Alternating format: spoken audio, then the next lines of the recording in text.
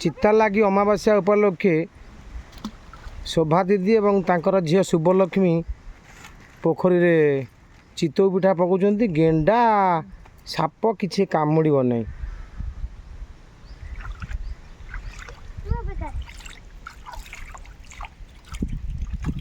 एटा हूँ बड़ बंध झरीगाँ, बड़ बंध झरीगाँ नवरंगपुर।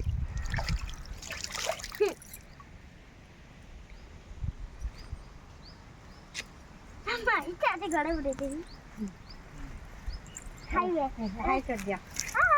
हाय क्या बनाओ ना।